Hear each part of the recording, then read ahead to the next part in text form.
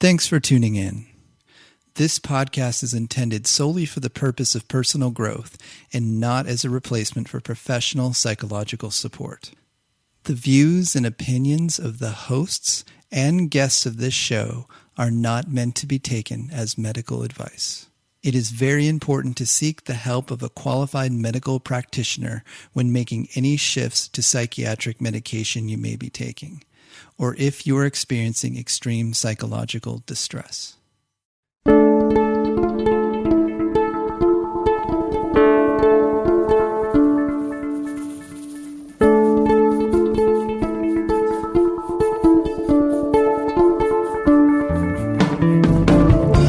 Welcome to The Drummer and the Great Mountain, a podcast where we share effective tips and practices for working with adult ADD, ADHD in a natural, effective way without the use of medications.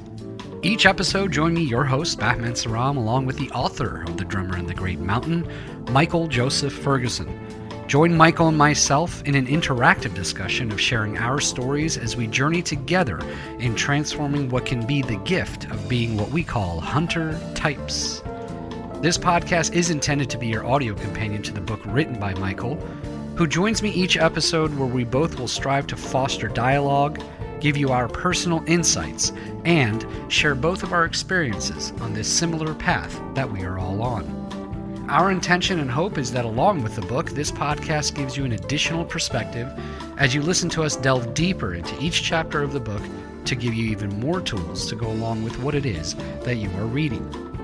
Visit us at drummerandthegreatmountain.com to purchase the book and look for more tools, tips, and updates, as well as giving us feedback on this podcast. Join our growing global community of creative types, entrepreneurs, and out-of-the-box thinkers on our shared journey. Welcome to The Drummer and the Great Mountain podcast.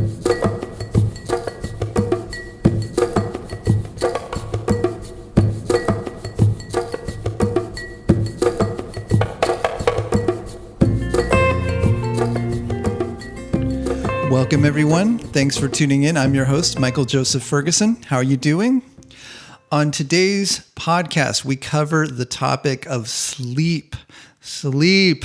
This is a huge issue for us hunter types, and it is a growing issue, as I've noticed from my coaching calls, that this is something that is been creeping up as one of the number one issues we are challenged by. There's definitely a connection between that and us being on our phones, undeniably, but there's so many layers to sleep. And in this podcast, we're going to go deep into it. We're going to cover the challenges. We're going to be covering really understanding what is underneath those challenges as far as the brain chemistry, as well as the tendencies, the anxiety pieces, all the things that make us hunter types. And then going into tips and suggestions. What are the things that we can do to build good habits, to reset ourselves, to have the awareness we need so that we can get enough sleep, and we can also adjust our sleep schedule as we need to. And this is a tricky one. This is one of the biggest somewhat unresolved challenges in this arena of ADHD. So, but there's definitely some pieces that I'm going to share that I think you may not have heard, and I think will help you get a handle on it and be proactive about it. And as you know, if you're new to this podcast, I know we got a lot of new listeners. The premise and the focus of both this podcast and the book Drummer and the Great Mountain is about a holistic perspective on ADHD. And specifically what that means is it's not just about taking herbs and supplements. That's not what holistic means. Holistic is looking at all of the different interlocking pieces and seeing how all of those affect whatever it is, whatever the challenge is that's going on. And if you take just a very myopic view where you say, okay, well, I should just take a sleeping pill or whatever, often that doesn't work. And that can also lead to other challenges. So having a more full picture of so coming back to sleep, how do we look at sleep and our sleep challenges from a more holistic perspective, where we take in all the different mechanisms of habits and tendencies and emotions and all the things that feed into it, as well as like unmet needs that are in your life. Maybe, and there's also like family and all the obligations that go with that. you can't just take one little piece out and say, okay, it's this, and here, take this pill. It's just not that simple. So in this podcast, in this episode today, I'm going to go through and take a holistic view of the big challenges with sleep and hunter types, and really go deep into what it is that is causing it. And it's going to be different for everyone. But what I'd like to do is give you the tools you need so that you can take it into your own life and go, yes, it's this, this, and this for me. And here's some ways I can be proactive about this. So I'm getting enough sleep. I'm understanding how not getting enough sleep is affecting me in this way. It's causing these challenges. And then what do I need to do to create the support I need to get the sleep I need? And the awareness of the tendencies, the brain chemistry, all of that. So really looking forward to this one. I've waited to do this podcast because I wanted to amass more information about this. And I will call this version 1 because I know I will probably revisit this, and I may even bring on a sleep specialist at some point. But I feel like this one's got a lot of good stuff in it. So I'm guessing if you're listening to this, you're a hunter type, you've had challenges with sleep in the past. So looking forward to this. I hope this is really helpful to you. So before we begin, I want to announce that we are doing the next Alive online workshop. We are starting on May 18th. You got an email, if you're on the email list, that we had originally set out to do it on May 11th. That landed on Mother's Day weekend, and we have a lot of families in the audience.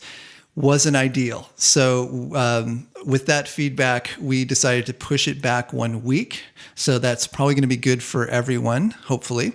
And we're already starting to fill up, but I just want to highly recommend, if you're enjoying this podcast, if you're getting a lot out of it, if this really resonates with you, this is an awesome opportunity for you to connect with fellow hunter types all over the world. And it is like the last one, we had people in Japan, Australia, UK, Canada, obviously the US, Norway. And each one, we have like a different diverse group of people. It's so awesome to connect with you all. And it's a very mature, talented, there's a type of people that seem to come to this podcast that I'm just so honored to work with you all. And you come from diverse backgrounds, but man, I've just really enjoyed connecting with you all. I watch so many people have wins that it seems like, habits change, people get the support that they need, and I get some really, really good feedback that it's been helpful. Each one, we learn more things, so we integrate more things into the workshop. And this one's no different. We've spent a lot of time adding new things, adjusting things, but the core of it stays the same. And from my coaching work, which started in 2007, that dovetailed into the book, these are the key. There's 4 key areas that everyone, hunter type or not, needs support in. And those are life visioning. So having goals, setting goals, knowing what you're wanting with your life. That's the key to that. Time management. How do you work with time, especially with the challenges we have as hunter types? What are the tools you need? How do you build the infrastructure for yourself so that you're utilizing the tools, and not just to be on time and getting to work and things like that. It's more about you proactively creating the space in your life for the things that you most want. And so time management is such a key piece to that puzzle. The third session, we do wellness planning, which is exercise, nutrition, all the things we talk about in the podcast that really helps you get fired up and alive, and just gives you more energy and vitality. So we cover wellness planning in depth, and going from the time management piece where you've built those tools into then integrating that into your schedule, finding joyful ways to get exercise, as well as supplements, nutrition. We cover all of that. And then the final session it's all about creating support systems. How do you take all of this and then create the habits you need so they continue on after the workshop? And so there's 4 sessions. We do a Facebook group, so it's a private Facebook group, and people can, and even if you're not on Facebook, you can just join up just for this. And it's great. We also record each session, so you can go back and listen to it, read the text, listen to all of our discussion. That's really the core of it, because otherwise this would just be a bunch of information. We designed this to be effective as a support system, to create community around you so you get the support you need to make the changes you need to make. So I can't say enough about it. It's an honor to do this work. I would love to have you aboard. If you have the time, you don't have to make all the sessions. If you can make 2 or 3 of them and then listen to the recordings, that's cool, because a lot of it happens in the Facebook group.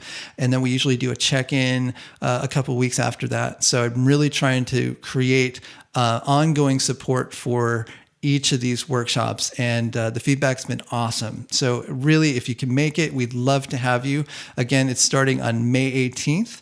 And if you want to learn more, just go to alivelifecoaching.com/course, alivelifecoaching.com/course, COURSE. Or just go to alivelifecoaching.com. You'll see the big banner at the top. Just click on that. It's also on the Drum and the Great Mountain site. You'll see the first slide is the workshop. So, and if you're on the email list, you'll be getting some reminders on it. So we are starting to fill up. But I'd love to have you. We're going to try to keep it. We don't make these huge. We actually cap it, because I want to give one-on-one support. And if it's too many people, then you don't get the support that I want you to have. So that's why so many of you weren't able to make it to the last one, because we filled up. But this is the next one. If you can make it, we'd love to have you. So again, alivelifecoaching.com/course. And that's it. So before we launch in, I just also want to say thank you for all the positive feedback we got from the 5-part mini course that we put up. That will be part of an email join option. When people go to the website, Drum in the Great Mountain, they'll be able to get an email sequence of those 5 sessions. It sounds like it was been helpful to a lot of people. I noticed it brought more people into the fold. So thank you for reaching out. And if you have reached out to me in the last, say, 8 months, and I haven't gotten back to you, I've pretty much caught up with my correspondence. If something slipped through the cracks and you haven't heard from me, and you've wrote me during the time last year when my mom was, before she passed, I was really, really busy. So if I missed something, please reach out again, drop me an email. And I apologize if I wasn't able to get to it. I did my best with all the things going on to get back to my correspondence. But just note that it wasn't out of neglect. It was just there was just so much going on. So if you haven't heard from me, I believe I've gone through all my correspondence. Please reach back out. I would love to connect with you. So let's talk about sleep. Now, let's start with the challenges. Let's start to spill this out, and then we're going to go a little deeper into the challenges and explore what's underneath them. So I think we can split this up into 2 primary areas with sleep. So the challenges with sleep. One is the lack of sleep. Either you're only sleeping for a little bit and then you wake up, or there's the fitful sleep where you sleep a little bit, then you wake up and then you go back to sleep, and you're just not able to stay asleep for longer periods of time. Now, and then the second challenge is the challenge of the sleep cycle, which is waking up in the morning is often the biggest challenge. So being able to wake up, be on time for work, be on time for scheduled appointments. That's more of a sleep schedule thing where you're actually getting enough sleep, and often you're going to bed too late, and you're just in this vicious cycle where you just go to sleep late, you sleep in, and you literally can't get up in time, and you're late for work. And there's challenges with the family and things not happening, things not getting done, or somewhere in the middle where maybe you're getting some sleep, but you're waking up in the morning and you can't boot up. You're just still it takes you like an hour or 2 to boot up because you're just still kind of in that fog in the morning. So lack of sleep, and then the challenges with sleep schedule. Those are the 2 things we're talking about.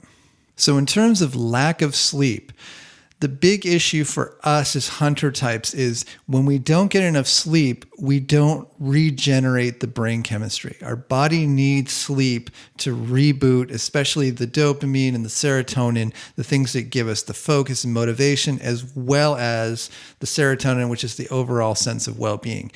Either one of those can be really affected by not getting enough sleep. Now, 8 hours for hunter types, from what I've seen, is a big, like, that's a rare one. I rarely speak to someone that gets a full 8 hours of sleep. It's not that common. But even 6 to 7 is like, if you can get into that range, you're probably pretty good. But I'm hearing people like 4 to 5 hours a night. They're up, they're down, they're up, they're down. And again, this is going to exacerbate ADHD symptoms, focus, mood. It's going to increase your anxiety. It's going to really challenge your filters, meaning that your ability to keep yourself from reacting in a way where you feel you're not mindful, and that can can go in any direction. But you know what I'm talking about. And that can lead to meltdowns. I know when I was going through lack of sleep during when my mom passed, I had one pretty big meltdown from that, and I just watched it happen. I just watched myself just get upset and frustrated, and angry. And usually I'm pretty cool. I can keep my cool on it, but man, with that lack of sleep, it just tears down those walls. And so if you're having challenges like in your relationship, in your family life, in your work life, where you're finding yourself like on edge and you're not getting enough sleep, that's going to be one of the factors, undeniably. So you really do need to pay attention to what we're going to talk about in this podcast. So that's sort of the lack of sleep and why. That's like top level, what lack of sleep is about.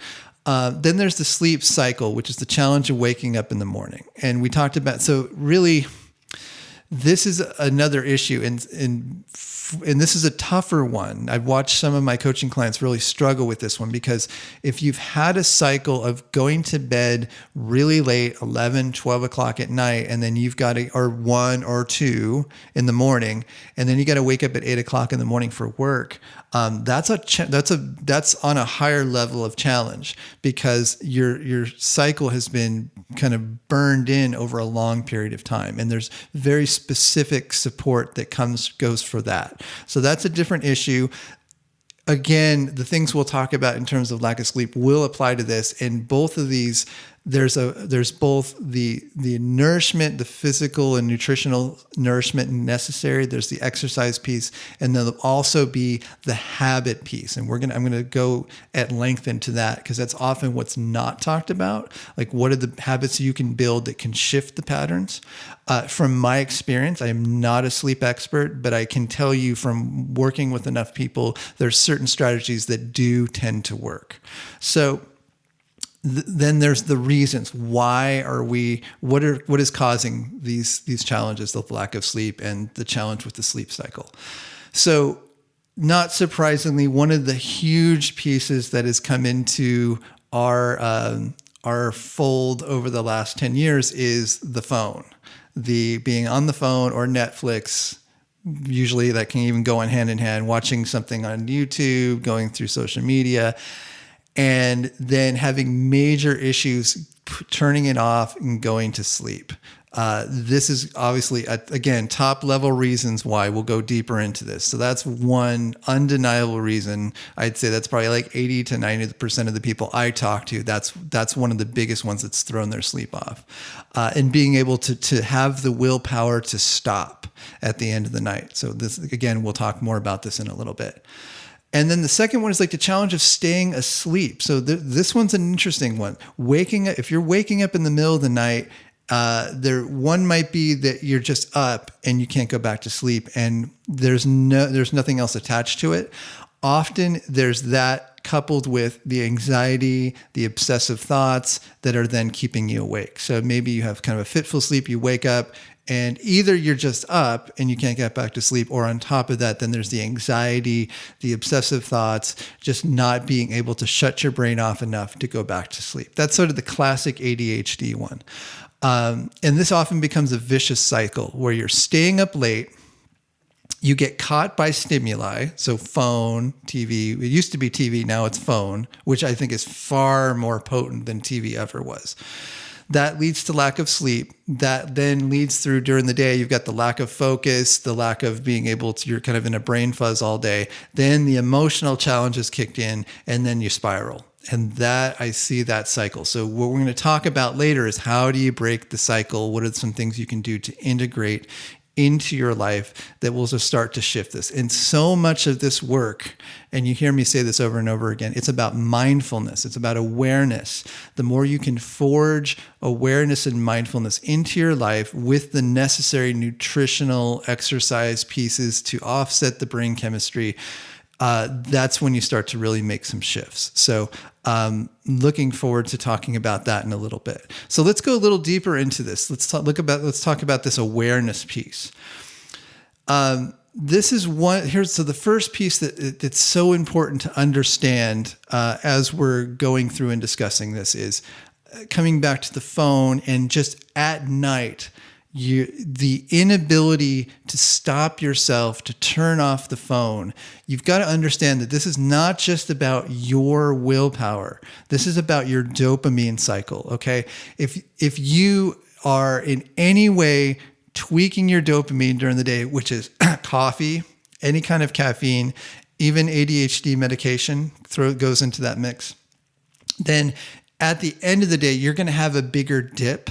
And then you'll find that towards maybe what I see is like 6, 7 o'clock at night, your willpower starts to really take a nosedive. And so when you're at like 10 o'clock at night and you're tired and you're caught by your phone, then that becomes a big deal because you're fighting against your brain chemistry. You're caught by stimuli. And so getting caught by stimuli really is like when our brain chemistry is low, when our dopamine, so just as a refresher, as a reminder, what makes us hunter types primarily is we have less dopamine receptors, which means we need more dopamine, which is connected to focus, motivation, willpower. It's the thing that gets us to say no. And when usually at the beginning of the day, for most of us, especially if you have your cup of coffee, which is a stimulant, or whatever else you do, you'll have a stronger willpower at that time of the day. Once you go through the day and you're tired and you go through that dip, as you get towards 6 and 7, 8 o'clock at night, man, things start to pull on you. And if it's got enough, especially the phone, if it's got enough stimuli, it'll pull you in and your ability to say no is drastically reduced. So recognizing that, then you can be proactive. And that's what we'll talk about in a little bit. How do you anticipate that is going to probably happen? You release the self-judgment. So it's so important. This is why I hate the ADHD label of the disorder. Just like let go of the label, let go of the judgment, and just look at it as this is your biochemistry. You're unique in your biochemistry, and you're experiencing the modern world. And part of our biochemistry is very old and goes back to being hunters and gatherers and having different types of stimuli that we've only had phones for 10 years, 12 years. So this is completely new to us in our environment, and our brain chemistry is much older than that, and it's getting really sucked into it. So understanding that dip happens towards the end of the evening is a huge piece of the puzzle. So I can't stress that enough. When you understand that, when you understand your filters are low towards the evening, then you can anticipate that and you can make decisions and get the support you need so that you can start building a different habit.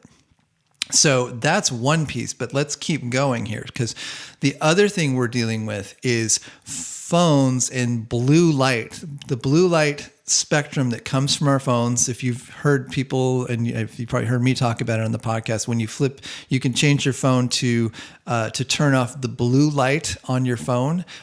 When your eyeballs get blue light, it's telling them, hey, the sun's still up. It's not time to go to sleep yet. You got to stay up because, sunlight's out. And often you'll see this in like a place like Alaska in the far north where there's times during the year where there's there's no sunset. There's just like twilight and then sun comes back up just because of where they are in that latitude. And so they kind of get this kind of craziness that goes on for a couple of weeks where people's whole circadian rhythm is thrown off. And there's been studies on that. And there's actually an old episode of Northern Exposure. If you ever watched that show on TV, they did a whole episode on that was really interesting. But we get a little crazy. And but we're doing this to ourselves every single day now. So we have this blue light that's constantly signaling to us, oh, it's still daytime, not ready to go to sleep yet. So we never get that biological signal to say it's nighttime, go to sleep now. And then all the brain chemistry, the melatonin, everything kicks in and puts you to sleep. So that's a huge factor. It's a huge piece of the puzzle. And we'll talk a little bit about kind of the blue light filter glasses. There's things that you can do to offset that. So that's one piece of the puzzle.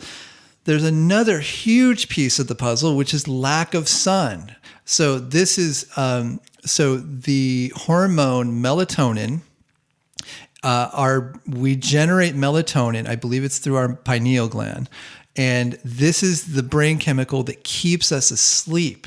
If you are not getting 15 minutes a day or more of direct sunlight, your body's not going to generate enough melatonin to keep you asleep at night.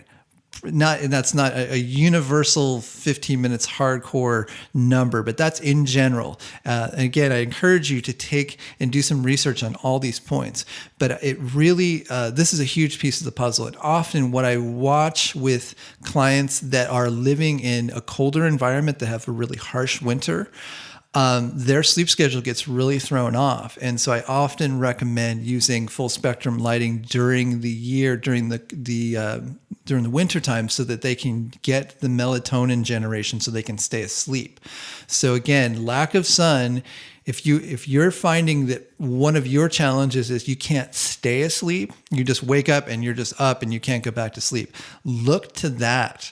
Instead of looking to sleeping pills or other things that may have then unseen side effects later, try that first. See if you can get 15 minutes of sun and or do full spectrum lighting so that you can see if that's part of the factor. And definitely look at that. If you can't stay asleep, pay attention to that one and see what you can do to get enough sunlight. What I find with some of my clients is the sun starts to come out, the cycle changes as they move into spring and summer, and then, magically their sleep cycle got better.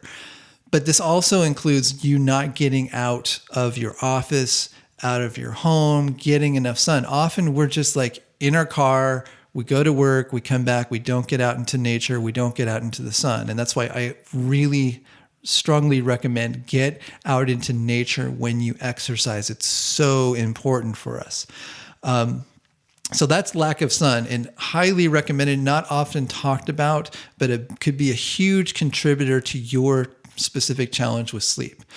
So let's add on top of that, we have stress, anxiety, and cortisol and adrenal fatigue. So that's a whole other layer. This is often, there's a few factors, and we'll talk about this in a little bit. If you're under a lot of stress, your body's excreting cortisol. You've heard me talk about that. Cortisol is the stress hormone. I believe it's a hormone. Don't quote me on that.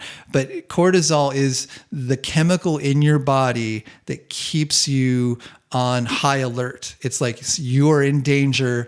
And if you're under stress, your body is excreting cortisol. And that's going to also contribute to anxiety and just leave you in the state of it's an emergency. And if you're in that state all the time, your adrenal glands are constantly pumping out more and more and more cortisol. And you never get a break from it. And many of you, I'm sure, I can see you nodding right now, like, yeah, that's me. I'm constantly in emergency mode. We will talk about this in a little bit. So adrenal fatigue is a big deal. It's something that is slowly making its way into the mainstream. It's not talked about too much. In the holistic areas, there's talk of herbs that are called adaptogens that can help rebuild and fortify your adrenal glands so that you can get back to normalcy, so that you're not just pumping out cortisol all the time. There's a diet component to that. There's an exercise component to that as well. But that's another note. And there's also a caffeine stimulant component to that as well. So again, there's a lot wrapped around in the stress, anxiety, and that's connected to you waking up in the middle of the night, and then you've got a lot of stress, and it feels out of context with just the level of whatever the situation is. So you may be stressed about something, and you're like, "Wow, I'm really stressed about this," But if I look at it objectively, it's kind of not that big of a deal. So that's a really good indicator that like your adrenals are on overdrive, and you need to find ways of finding stress reduction, maybe reducing the caffeine intake. There's a lot of pieces in there that can help you get to a place where you're getting sleep, including like therapy, support, things that would also just give you some kind of release valve for whatever the stressors you're doing. Oh, life coaching I deal with this a lot with life coaching, where identifying what's causing the anxiety, what's the needs underneath the anxiety, what are the strategies that you can build to shift the anxiety. A lot of times it's just like what's the tools, what are the decisions that need to be made to address the piece. But for us 100 types, anxiety is a huge piece of the puzzle, and we need to manage it. It's unfortunately part of our wiring, again, as we are in the modern world. And so we have to deal with a lot of things that are not hunter type friendly in terms of non-stimulating tasks and all these things. And those build up over time. And often that is the source of the stress and the anxiety. So let's talk about strategies. So having a game plan going into the evening, assuming you're going to get caught by stimuli, is a really key piece of the puzzle. Anticipate that you're going to have more leverage to set a trajectory around 5 or 6 o'clock in the evening, if you're aware of it, than at 10 o'clock at night when you're there and you're in it and then you can't pull yourself out of it. So anticipate that. Now, one of the strategies you can do is plan to go for a walk, get yourself out of the house after dinner to just kind of clear your head and go, okay, let's bring, again, a point of mindfulness. There's times in the day where you can bring points of mindfulness where the day is moving, you're getting caught by the day. And if you can create these little stakes in the ground, starting at the beginning of the day, midday, and then towards evening time, maybe after dinner, that's a good time for you to come back to present moment and say, okay, this moment, I'm recognizing that towards the evening time, I'm going to get stuck in my phone and that's going to affect my sleep. And what's another strategy? So just having that internal communication, or even that communication with your husband or wife, just to bring mindfulness to it, is going to help. I can assure you, because I've watched it help with other people. And then it becomes what is the strategy? What do you do towards the evening time? Anticipate it, have a game plan. So simple strategies could be replacing tech with a physical book. That's one that definitely works. Find a book you'd really like to read. Even if you're just flipping through it, you don't have to dig deep into it. Often that's enough. It'll get you to sleep. Find something that you're interested in. I would say audiobooks are tricky because it still kind of engages with the electronic devices. If you can discipline yourself to say, I'm not going to pick up the phone later and just listen, that could potentially work. So that's one strategy. A lot of it is like breaking up the pattern. So one thing you could do, maybe after dinner, you go for a walk, and then in the evening, you take a warm bath. Warm baths really work in calming your body down to get to sleep. It's one of because it reminds us of being in the womb. And you've heard me talk about this. Warm baths are very powerful in terms of how they affect our psyche, how they affect our anxiety, and how they can calm us down enough to where we can get some sleep. If you got enough exercise during the day, if you worked out pretty hard, if you think back to times when you've done that, your sleep is more likely to improve. It's not a guarantee, but it definitely will affect your anxiety. It'll reduce your anxiety. That's almost a given. Cardio exercise definitely can reduce anxiety. That's pretty predictable. But having that, just getting enough exercise and then hopefully getting enough sun during the day is going to help this process as you hit towards evening. So having those points of awareness towards the evening time where you check in with yourself and go, okay, especially right after dinner is a good time, before you just let go and go, okay, I'm going to grab the phone or sit and watch TV. Before you go unconscious, set a trajectory for yourself. I got to say that's one of the number one things you can do with all this awareness. Now, there's specific things you can also do to once you're getting ready for sleep. A sleep mask can be really helpful because you need full darkness is what we need. It's what our bodies knew for generations and thousands of years to cue that it is time to go to sleep. So sleep masks, thumbs up, super helpful. Getting support from your companion, if you live with, if you have a family, if you have your significant other, having a conversation about this and joining together in this can be really, really helpful. So one of the things that I've noticed with my clients really helped was deciding that before bed, they would do a short meditation together and do it like a short yoga session, just do some stretching and just calm their body down, do some general relaxation techniques, did some meditation, and then going to bed. And not only did it improve their relationship, but that it got them to sleep and they stayed asleep and reduced the anxiety. So get support if you need to.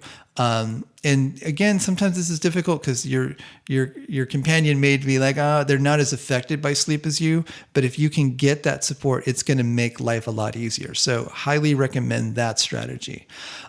Overall, what would help, and if you're listening to this is what I would encourage you to do. If you're having challenges with sleep, this is where I would go with it. Do a pattern interrupt starting today. If you're hearing this going, yes, this is me, these are the challenges that I'm having, then here's what I would suggest you do. Starting in the morning, so starting tomorrow morning, get up in the morning and get out.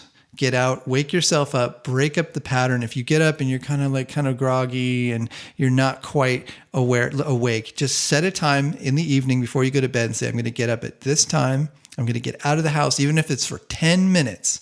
Go to some place, see if you can get out in nature, maybe do your planning, do that, break up the pattern. And one pattern interrupt is going to affect a lot of other things in your life. So again, that point of mindfulness in the morning, get up, get out. So set your intention tomorrow morning, 8:00, 15 minutes.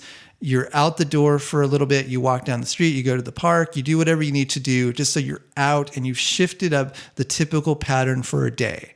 So that shift will then carry over all the way through the day into the evening. So if you commit to that, then after that's done, if you're doing your planning, well, let's come back to that. If you're doing a planning session that morning where you get up, you get into nature, you've got like a notebook or a planner and you write out, okay, this evening, my intention is to get to bed by 10 o'clock at night. You've set the intention now for the day. Okay. So that drops into your subconscious. Then as you go through your day, maybe at 4 o'clock, you find, man, I'm really tired. This is when I most need to rest. That for me, that's definitely where it's at. See if you can take a nap. Is there a way you can even nap for 15 minutes? That's also going to help. It's going to give you a little bit of a boost as you go into the evening. Either way, see if you can get, go through that. Maybe in the evening time after dinner, you go for a short walk again. 10 minutes, go out the door, just kind of reboot awareness and see if that can give you then a little extra leverage as you're going into the evening so that you can set some intentions, say no to the phone, set up sort of a sleep strategy for yourself. Again, building little points of awareness throughout the day. And then once you get into the evening, then it's like maybe do a warm bath, maybe do the sleep mask idea. Whatever it is, have a plan. Write out the plan and say, this is what I'm going to do, and see if you can do it 3 days in a row.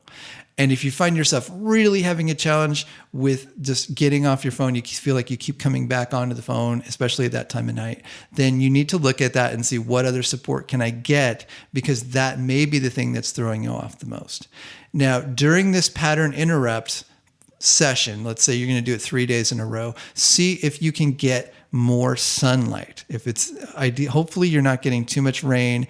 If not, if it's it's really rainy and you know it's going to be rainy for a while, get on Amazon or order a full spectrum light and you start using that, because these little things start to build up and they can shift your sleep schedule. And what happens is, and what I hear from clients is, they wake up and they're like, oh my gosh, I haven't felt this way in years. I'm awake, I'm alive, I'm calm in the morning, I can think clearly. So the benefits of what we're talking about here are huge, and it may have been years since you've actually had a good night's sleep.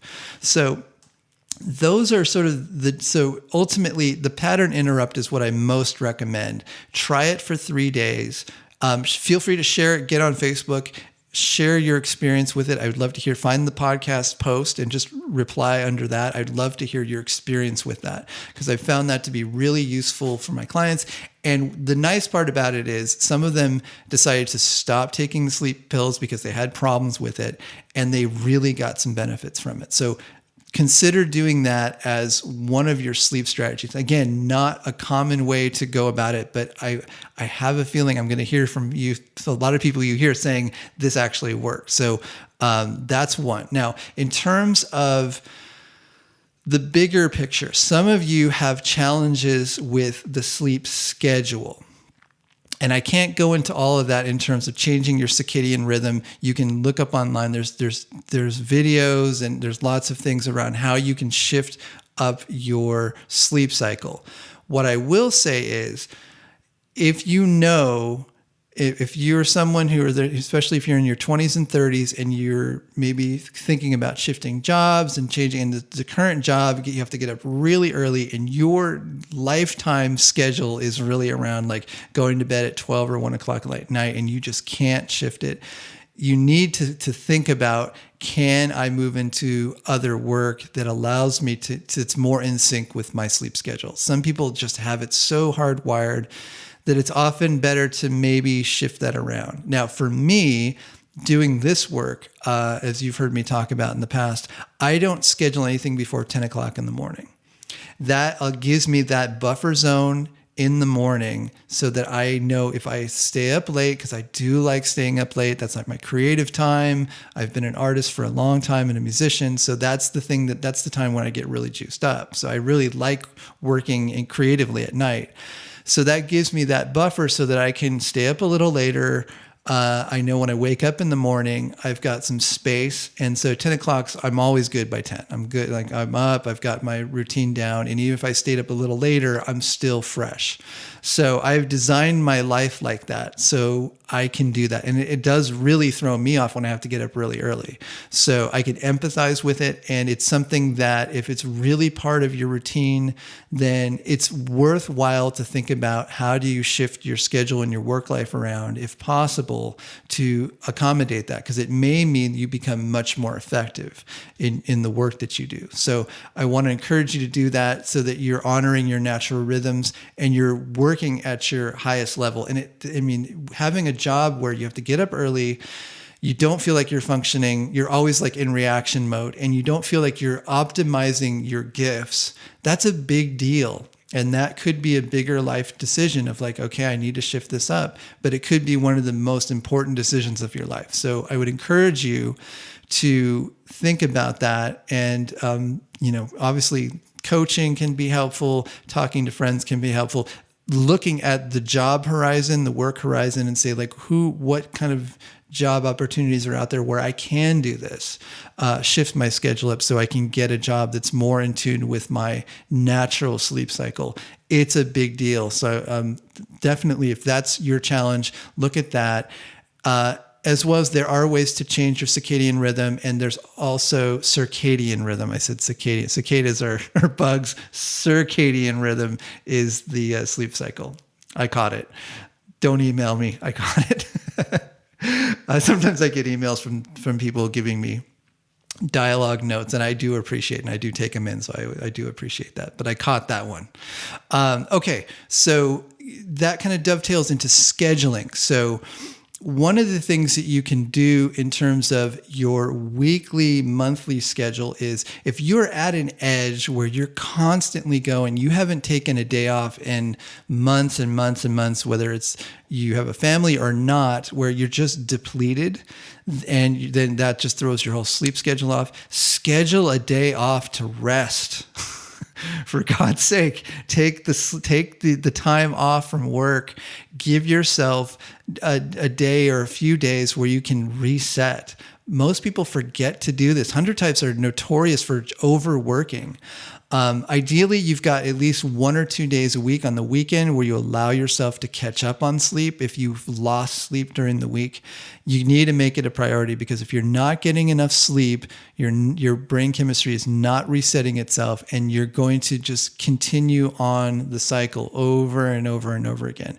break the cycle up, schedule days off if you need to, try to work in ideally Saturday, Sunday, or whatever your days off are during the week that you can sleep in. Have a conversation with your companion if you need to, even with the family.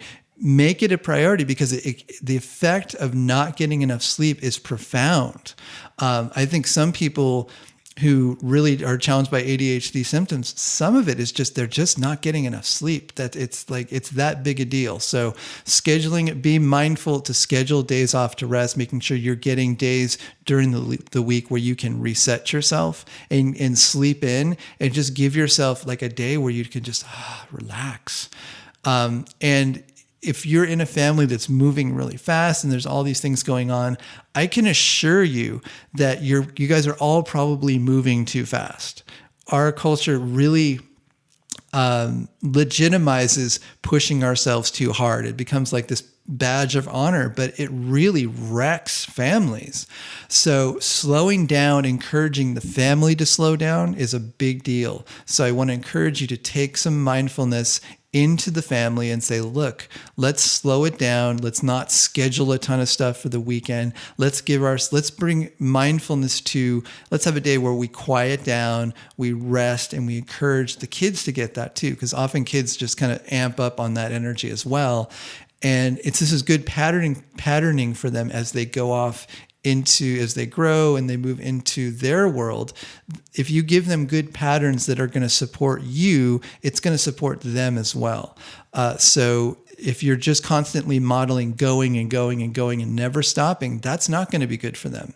So in terms of exercise, this is, I talk about this every single podcast. I just go over and over, like 15 minutes of cardio every day or 3 sessions a week, half hour per session. It's going to reduce your anxiety levels. It will potentially help sleep, and it's just going to contribute to your brain chemistry being more stable. So I won't go too deep into it. You've heard me talk about it. Exercise and sleep are connected, and they may be tangentially connected in the situation where it's not necessarily that the exercise will give you sleep, but it may reduce the anxiety or just exhaust you so that you're so tired that you go to sleep. So it does affect the brain chemistry in that way. The other piece of that is if you can exercise outdoors, again, connecting those habits together. If you're getting sunlight and exercise, then it's a double whammy. You're getting what you need to get the melatonin you need so that you can get some sleep at night. In terms of nutrition, I already mentioned this, but I'll mention it again. Caffeine really burns through your adrenals. And so if you're constantly in emergency mode, you might be having too much caffeine and or stimulants, and that includes possibly even ADHD medication. You need to talk to your doctor about that.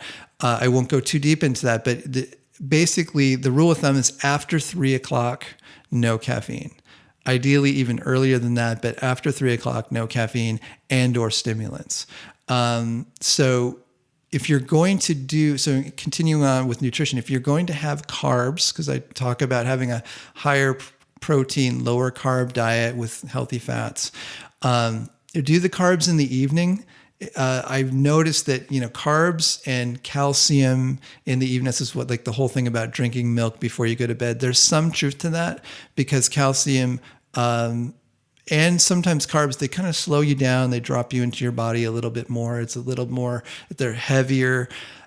It often can help kind of slow you down and get some sleep. So if you're going to have carbs in the evening for the evening meal, and see if you can get calcium and magnesium. So this goes back to the stress piece. So there's a product called Calm that you can get at your local health food store that is basically magnesium. It's like flavored magnesium, and magnesium calms your nerves down. It's very good for anxiety. So in the evening, at night before bed, I often will have some Calm, which is the magnesium, and that calms me down. And it doesn't make me go to sleep. It doesn't make you sleepy. You can feel your muscles starting to relax, and it just reduces that level of that thing that could potentially be affecting your sleep, which is the anxiety. So I would recommend, in terms of the nutrition and then going into supplements, magnesium, calcium in the evening. Those are good supplements to calm your nerves down. They're going to, again, give you a little bit of an edge so that you're going to have a more likelihood of having a good night's sleep. Continuing on with supplements, if you do need a supplement to get you to sleep, again, we talk about, I definitely put a focus on non-sleeping pills and things like that. I've watched, unfortunately, that have an adverse effect for a lot of people, so I don't talk about them. The herb that you can potentially look at is valerian root. Valerian root is well known to get you to sleep. I have it in my toolkit when I need it. I can recommend the Gaia Herbs Sleep Blend. That's a really, really good one. That's got multiple herbs in it. That's definitely something, if you need to sleep, you don't want to take sleep pills. Valerian root goes back hundreds and hundreds and hundreds of years as a well-known sleep tonic. So it can be hard on your, I believe it's your kidneys and your liver. So if you're taking it, you should only take it for a few days, give yourself a day or two off, and then take again. You may want to also add in with that milk thistle. That is a liver support herb that helps in strengthening both your kidneys and your liver. Chamomile tea, you've heard me talk about that before bed. That can also be really helpful in calming you down, reducing your anxiety, and it can also make you a little sleepy. As I mentioned, there's multiple sleep blends. If you go to a health food store, you'll see there's a whole section on sleep. Do your own research and look through that. You ideally want to get to, I would highly recommend looking into all the other things I mentioned first and use these as emergency strategies versus what you have to do every single night. It's just not ideal. I've not seen, chamomile tea is pretty mellow. That's actually not going to affect you that much. But valerian root, like I said, can affect your kidneys, but it works. It's very potent. It will definitely get you to sleep for most people. If your sleep schedule is really thrown and your brain chemistry has been thrown off quite a bit, may not have as much of an impact. But for most people, valerian will definitely get you to sleep. Finally, adrenal support. So we talked earlier about how especially caffeine can really wear out your adrenals, as well as just having a lot of stress. So there are things called adaptogens. They're herbs, and they've been found to affect and strengthen your adrenal glands. Now, this is still one of those topics where there's not a lot of studies done on it. This is more of people experimenting and finding if they work or not. Please do your own research on it. But specifically, ashwagandha is one of the herbs that is known to strengthen your adrenal glands. So if you find yourself being awake, you're really tensed up, you're having a hard time sleeping at night, and you're always on overwhelm, you're always just tensed up, you're in emergency mode, then besides the magnesium and the calcium in the evening, you may want to look at adaptogens, do some research for yourself and test it out. Try it for a little bit, see if it works, see if it gives you, reduces that sense of overwhelm and being in fight or flight all the time.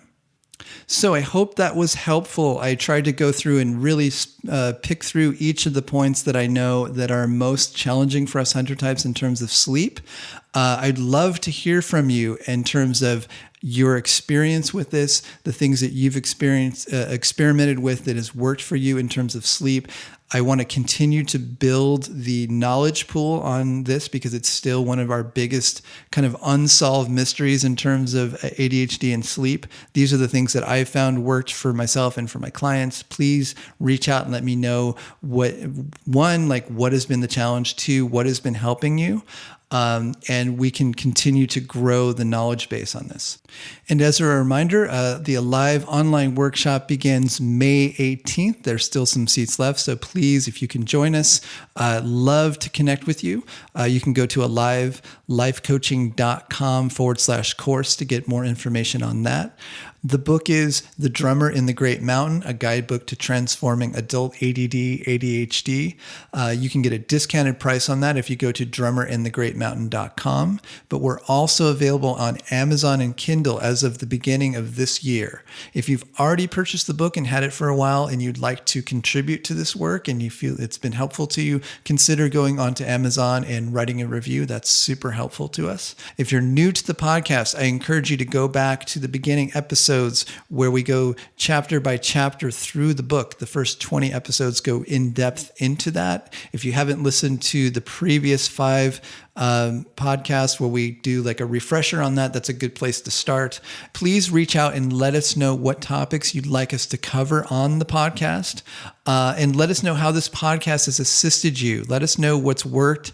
Let us know what questions you have so that we can cover those more in depth in future episodes. Again, the website is drummerandthegreatmountain.com. You can also join us on Facebook, Twitter, and YouTube. If you go to drummerandthegreatmountain.com, you'll see those links in the upper right-hand corner. And until next time, be well.